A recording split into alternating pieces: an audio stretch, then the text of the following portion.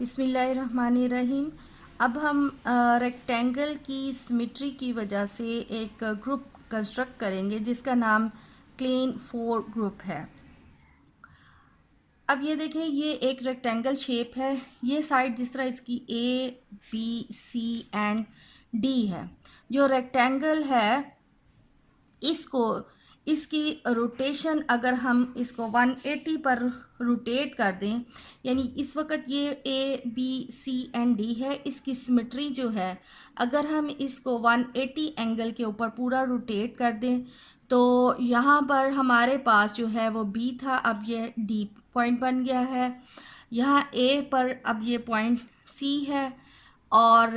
ये A B और यहाँ सी था, अब उस पर हमारे पास उसका इमेज जो है वो ए बन गया है। और इसी तरह यहाँ पर जो है बी पॉइंट है। अगेन अगर हम इसको 180 पर दोबारा से रोटेट कर देंगे तो ये रेक्टेंगल शेप जो है ये अपनी ओरिजिनल पोजीशन जो है वो हासिल कर लेगी। तो ये जो है ये सिमेट्री, अब ये रोटेशनल सिमेट्री है क्योंकि इसको हमने 180 के एंगल से रोटेट किया है। इसी तरह ये जो रेक्टेंगल शेप है इसको हम अलोंग इसके वाई एक्सिस और अलोंग ये एक्स एक्सिस और हम अलोंग इसको वाई एक्सिस भी अगर हम रोटेट करें, जिससे ये हम इस वक्त हमारे corners A B C and D हैं, अगर हम इसको फ्लिप कर देते हैं अलोंग एक्स एक्सिस तो जो ये ए शेप है, अब ये हमारे पास ये इस तरह फ्लिप करने से यहाँ पर ए आ जाएगा, यहाँ बी आ जाता है, यहाँ डी और यहाँ पर सी, जबकि ओरिजिनल शेप में यहाँ A B C and D था। इसी तरह अगर हम इसको एक दफ़ा फिर हम इसको वाई एक्सिस के ही एक्स एक्सिस के ही अलोंग जो है इसको फ्लिप करेंगे तो ये रेक्टेंगल शेप जो है वो अपनी ओरिजिनल पोजीशन हासिल कर लेगा। इसी तरह अब दोबारा हम ये रेक्टेंगल की सिमेट्री जो है वो अलोंग वाई एक्सिस भी है। अब इसके वाई एक्सिस पे ये इस वक्त ओरिजिनल पोजीशन पर है, यानी A B C and D. और अगर इसको हम यहाँ से इसके अलोंग वाई एक्सिस के अलोंग जो है हम इसको रोटेट कर दें तो यहाँ पर देखें कि ए पर उसका बी पॉइंट आ जाता है और बी पर ए, और इसी तरह सी के ऊपर डी आ जाएगा और डी पर सी इसका इमेज बन जाएगा। और अगर इसको एक दफ़ा फिर हम फ्लिप करें along Y axis that we get the original position. अब ये सिमेट्री ऑफ अ रेक्टेंगल जो है वो ग्रुप बनाता है और उस ग्रुप का नाम है क्लीन 4 ग्रुप। और इसको अब फर्दर डिस्कस करते हैं। जो हमारे पास यानी ये A B C and D rectangle है, रेक्टेंगल शेप यानी ए बी एंड सी, अगर हम इसको इस शेप को ई का नाम दें यानी इसकी ये ओरिजिनल शेप है तो इसका नाम ई है। और ये हमने इसको अलोंग जो है ये अलोंग हम इसको एक्स एक्सिस फ्लिप कर रहे हैं, ये इसका एक्स एक्सिस, तो इसको ये हमने फ्लिप किया है, फ्लिप अबाउट एक्स एक्सिस, इसका नाम ए दे दिया। और ये जो फ्लिप अबाउट वाई एक्सिस है, फ्लिप अबाउट वाई एक्सिस, इसे हम बी का नाम, और रोटेशन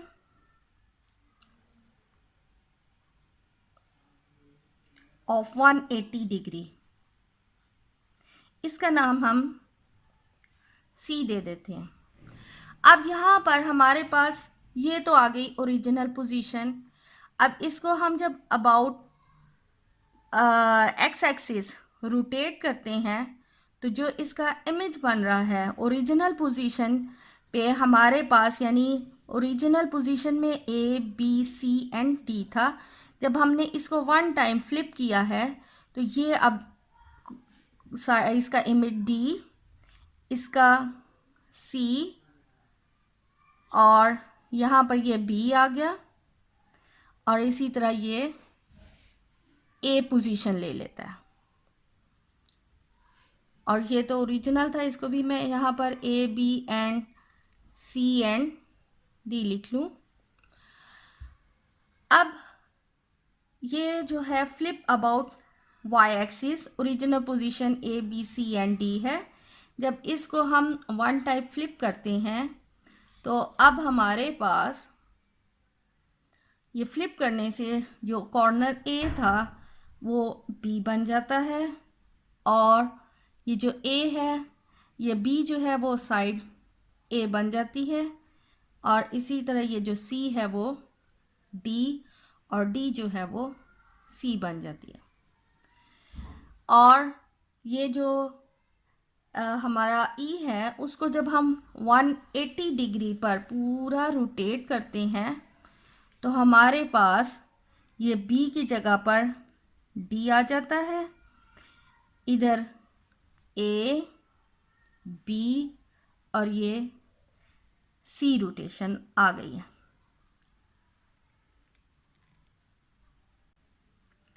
अब यहाँ पर अगर देखें तो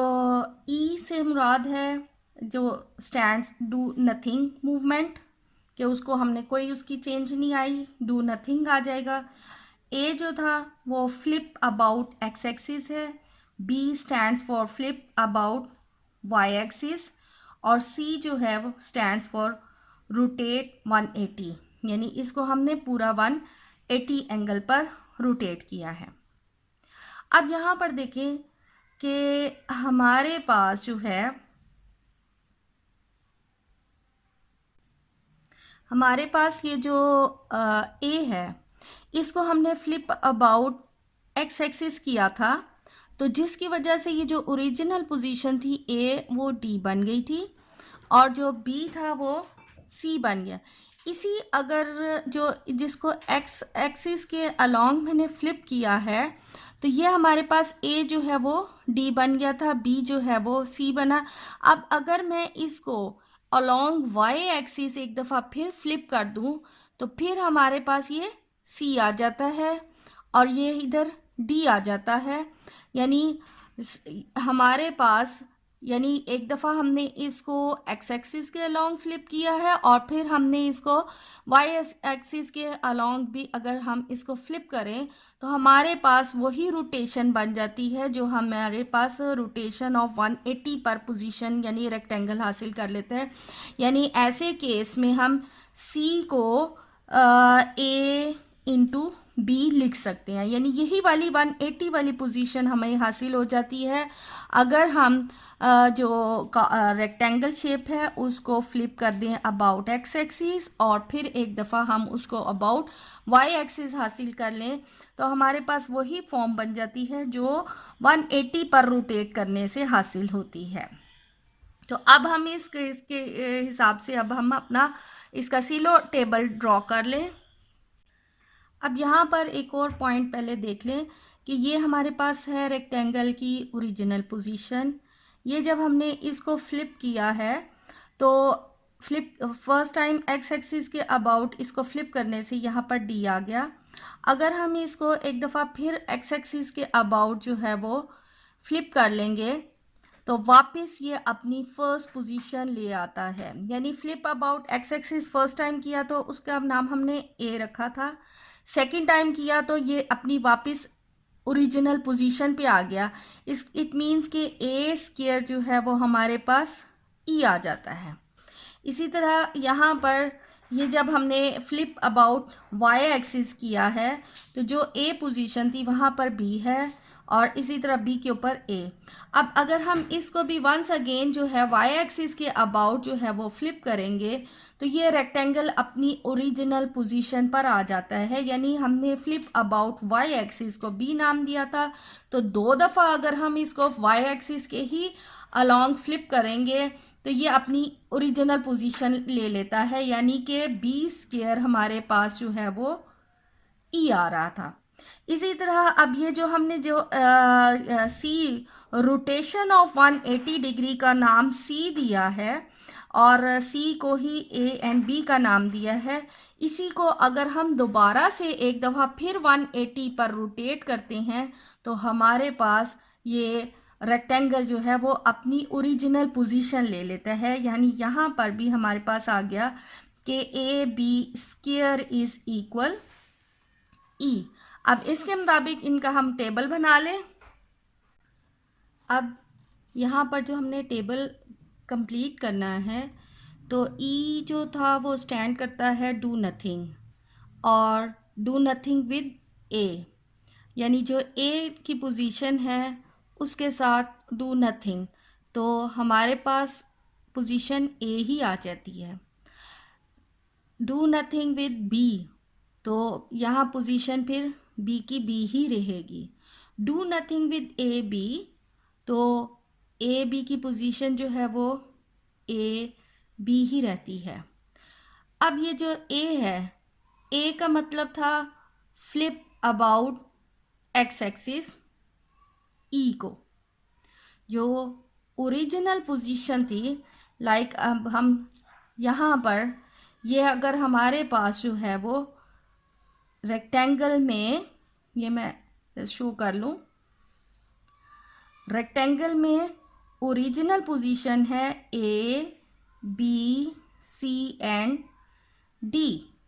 तो इसमें अब कहा गया है कि फ्लिप अबाउट जो ओरिजिनल पोजीशन है उसको फ्लिप अबाउट एक्स एक्सिस। तो जब हम इसको एक्स एक्सिस के अबाउट फ्लिप करते हैं तो हमारी नई पोजीशन जो है ये ऊपर ए आ जाता है, इधर बी, इधर डी और ये सी, और ये हमारे पास जो थी वो ए पोजीशन थी। इसी तरह है ए डॉट ए, यानी ये ए पोजीशन हमारे पास जो है वो वन टाइम फ्लिप करने से है, तो फ्लिप अबाउट एक्स एक्सिस ए, यानी जो ऑलरेडी ए पोजीशन है उसको एक दफ़ा फिर हम अबाउट एक्स एक्सिस फ्लिप करते हैं तो ये वापस जो है वो यहाँ पर देखें तो ये A B C and D, यानी वापस ये जो है वो ओरिजिनल पोजीशन आ गई है। इसी तरह है flip about Y axis B.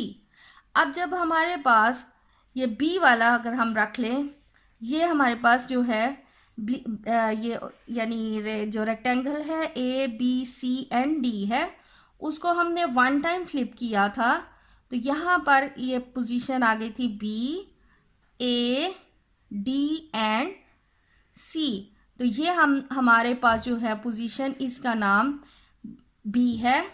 अब यहाँ पर वो कह रहे हैं कि बी को जो बी पोजीशन है उसको फ्लिप करें अबाउट वाई एक्सिस। अगर हम यहाँ से इसको अबाउट एक्स एक्सिस अबाउट हम इसको फ्लिप करते हैं तो ये हमारे पास जो पोजीशन आ रही है यहाँ पर ये डी है और यहाँ ये हमारे पास ये डी आ रहा है और ये साइड जो है ये इसकी सी आ गई और ये इसका है ए और यहाँ पर हमारे पास जो है ये बी है। ठीक है, तो ऐसे में हमारे पास ये वाली पोजीशन जो है ए और बी के साथ, तो ये हमारे पास बनता है ए बी, जो रोटेशन पूरी रोटेशन 180 के अबाउट थी। नेक्स्ट अब हमारे पास है कि हमने जो ए बी पोजीशन थी, यानी इस वक्त ये ए बी पोजीशन पे है, उसको हमने फ्लिप करना है वाई एक्सिस के साथ, यानी अबाउट वाई एक्सिस। हम ये जो ए बी की पोजीशन है वो यही थी, यहाँ पर सी है, यहाँ डी है, यहाँ ए है और यहाँ बी है। जब इसको हम वाई एक्सिस के अबाउट एक्स एक्सिस के अबाउट इसको जब फ्लिप करते हैं, एक्स एक्सिस के अबाउट जब हम इसको यूँ फ्लिप करते हैं तो हमारे पास यहाँ पर बी आ जाता है, यहाँ ए और यहाँ पर इसी तरह डी और ये सी जो कि बी की पोजीशन है। यानी ए को जब हम ए बी के साथ उसका प्रोडक्ट लेंगे तो हमारे पास जो है वो बी आ जाता है। नेक्स्ट है बी डॉट ई। बी का मतलब है फ्लिप अबाउट वाई एक्सिस, जो रेक्टेंगल की ओरिजिनल पोजीशन है उसको अगर हम वाई एक्सिस के अलोंग, यानी ओरिजिनल पोजीशन जो है ये इस तरह है, A B C and D. ये रेक्टेंगल की यहाँ पर अगर आपको नज़र आ रहा हो तो ये है ए, ये बी, ये सी एंड ये डी। तो इसको, ये उसकी रेक्टेंगल की ओरिजिनल पोजीशन है A B C and D, और उसको उन्होंने कहा है कि B means flip about Y axis. जब हम इसको वन टाइम वाई एक्सिस के अलोंग फ्लिप करते हैं तो ये यहाँ पर हमारे पास बी आ जाता है, यहाँ ए आ रहा है, और इस साइड पर जो है वो सी है, और यहाँ पर डी आ रहा है। तो जब यानी बी को यानी हमने इसको वाई एक्सिस के अलोंग जो है वो फ्लिप किया है, तो हमारे पास ये बी की ही पोजीशन आ रही है। और इसी तरह जब हम ये वन अबाउट वाई एक्सिस ए को जो है वो फ्लिप करते हैं तो हमारे पास जो है वो ए बी 180 पर जो रोटेट हुआ था, ये आप मेरे हाल में कार्ड्स बनाकर इस तरह अगर प्रैक्टिस कर लें तो एक दफ़ा आपके लिए बेहतर रहेगा। ए को जो है वो जब हमने 180 पर वाई एक्सिस पर इसको जब रोटेट किया तो हमारे पास ये वही वाली पोजीशन आ जाती है जो 180 के साथ है। और इसी तरह जब हमने बी को जो है वो ए बी के साथ किया तो हमारे पास वही पोजीशन रेक्टेंगल की आ जाती है जो ए के साथ थी। सेम केसेस अब ये हमारे पास है ए बी को, ए बी का मतलब है हमने 180 के साथ ओरिजिनल वाली पोजीशन को 180 के साथ रोटेट करना है, तो ऑब्वियसली हमारे पास ए बी पोजीशन आती है। और ए बी को जब हम यानी 180 के साथ ए को मूव करते हैं तो हमारे पास जो है वो बी वाली पोजीशन आ जाती है। अगेन जब ये ए बी यानी ए बी का मतलब है 180 के साथ हमने बी को जो है रोटेट किया तो वो हमारे पास ए पोजीशन आ जाती है, और 180 के साथ जब हमने ए बी को वापस रोटेट किया तो हमारे पास यहाँ पर आइडेंटिटी एलिमेंट आ जाता है। तो इस तरह ये फिर यहाँ पर वापस हम इनका टेबल बना लें तो ये ए बी आ जाता है, यहाँ पर ये ए बी और ए बी है, और इसी तरह यहाँ पर है ए स्क्वायर है तो ई है, और ए बी आ गया और B and A B identity A and E आ गया। तो हमारे पास ये जो V4 सेट बन रहा है वो आइडेंटिटी एलिमेंट है, उसका एक एलिमेंट ए है, बी है एंड ए बी है। और अगर हम इसको सब ग्रुप्स की फॉर्म में लिखें तो हमारे पास इसी को लिखने का ये भी मेथड है कि V4 is equal generated by A and B, और A square equal B square और A B whole square is equal जो था वो आइडेंटिटी आ रहा है। और इसके अगर हम सब ग्रुप्स डिस्कस करें तो चूँकि ए हमारे पास जो है वो फ्लिप अबाउट एक्सेसिस था, इसको एक दफ़ा फिर फ्लिप करें तो वापस ओरिजिनल पोजीशन आ जाती है, यानी एक सब ग्रुप ए एंड ई बनता है। इसी तरह जो बी पोजीशन है, बी जो है वो वाई एक्सिस के अलोंग फ्लिप अगर एक दफ़ा करने से हासिल हुआ, इसको ही अगर हम वाई एक्सिस के अलोंग दोबारा फ्लिप करें तो ओरिजिनल पोजीशन आ जाती है, यानी बी एंड आइडेंटिटी। और रेक्टेंगल को वन टाइम 180 पर रोटेट किया था तो ए बी आया था, इसको अगर हम एक दफ़ा फिर रोटेट करें तो हमारे पास जो है वो आइडेंटिटी आ जाता है, यानी ये ए बी एंड ई इसका थर्ड इसका सब ग्रुप है। तो ये V4 इस जो है क्लीन ग्रुप है, और ये उसके 3 जो हैं वो सब ग्रुप्स हैं, और ये भी जो है वो नॉन अबिलियन ग्रुप होता है, और इसको symmetry group of a rectangle shape भी कहा जाता है, ऑफ रेक्टेंगल।